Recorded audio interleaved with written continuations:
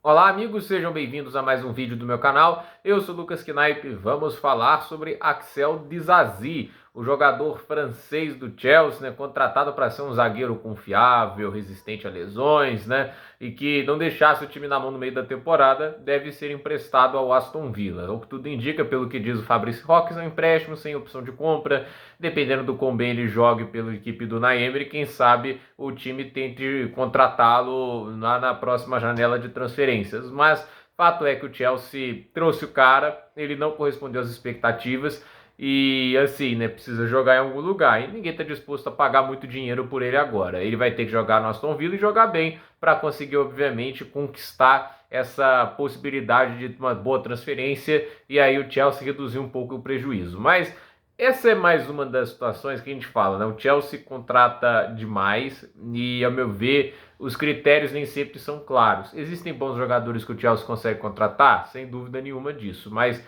existe um preço que se paga quando você vai muito mais no lado da aposta do que no lado garantido. O Disasi era uma aposta, ele é um zagueiro que estava no Mônaco, os dados dele não eram lá dos mais extraordinários, ele tinha algumas qualidades, como a saúde física, um jogador que antes de ir para o Chelsea tinha se lesionado apenas acho que uma ou duas vezes e perdeu só 3 jogos na carreira. Então, assim, obviamente o Chelsea olhou para esse aspecto e pensou: se o cara mostrar mínimo de solidez com essa confiabilidade, já vai ajudar.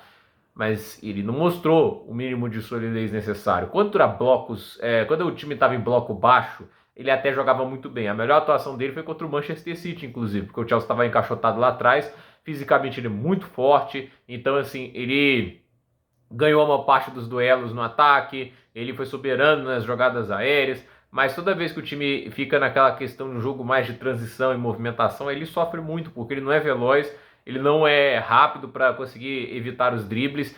E nessa situação o Chelsea jogou muito mais assim com o Pochettino e também tem jogado assim com o Maresca. Então o Zazi ele não tem versatilidade, por mais que tentem colocar ele de lateral, ele não tem qualidade para isso. Então eu acredito assim, ir pro Aston Villa, jogar como um zagueiro friamente, né? Acho que pode ser mais lógico, até porque o Unai Emery é um técnico que tende a jogar um time de maneira um pouco mais assim, pragmática, né? Não vou dizer que é um time mais defensivo, porque não é. Mas os dois blocos de linha de 4 que ele faz, normalmente, são times que não vão lá com linhas tão altas, tão exageradas, e acho que nesse aspecto o Zazi pode encaixar bem e funcionar lá. Mas pro Chelsea, né? O Chelsea sabendo o que queriam fazer, né? Tipo, um time agressivo, que vai para cima. Eu acho que mostra que os diretores de futebol, eles olham um lado da figura. E assim, eu vou falar mais uma vez, né? Com um teto salarial extremamente rígido e com esse tipo de política de transferência só no potencial e não num cara mais garantido, né? Num cara mais consolidado, vai vir muito mais desazido do que com o Palmer, né? Tipo, o Chelsea vai ficar tentando acertar Palmer para tudo quanto é lado do campo até conseguir montar o time que gosta, mas até lá, quanto dinheiro gasta, né? O quanto você perde nessas negociações, porque o Chelsea não vai recuperar os 40 milhões de libras que gastou para ter o Disasi. E a questão é, o Koundé era, para mim, a melhor opção que o Chelsea tinha para contratar como zagueiro.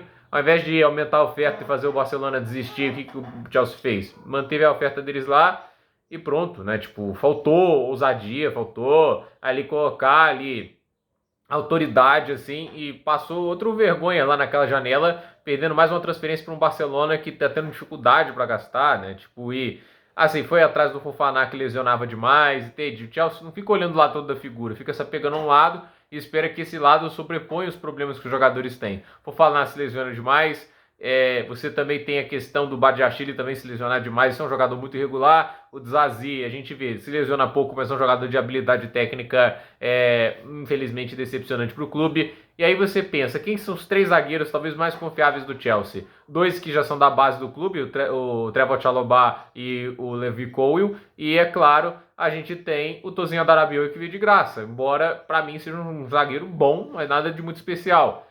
Então, assim, quando você olha para isso, todo o dinheiro que o Chelsea já gastou no sistema defensivo e os 3 zagueiros que o time pode contar mais não custaram nada, cara, como é que você vai e defende o que a diretoria de futebol faz com a posição? Não dá. É realmente uma situação inacreditável. O Chelsea gastou 80 milhões de libras, até mais do que isso, para trazer Zazi e Badiashile. Aí consegue gastar 75 milhões de libras no Fofana. Nenhum dos 3 é confiável. Então, é uma situação para mostrar como que o Chelsea, assim, tem contratações boas, tem o Cole Palmer, tem bons jogadores que eles trazem, ok, o Enzo Fernandes, o Caicedo são excelentes, mas, assim, muitas contratações que o Chelsea faz são ruins, e, a meu ver, né, tipo, quando você limita o leque de opções a tetos salariais muito baixos, né, a um perfil muito restrito de jogadores, e você não quer apostar em grandes estrelas ou jogadores mais consolidados e sim no potencial, a chance de você ter jogadores flopando, seja pela falta de tempo ou pela falta de encaixe, é grande.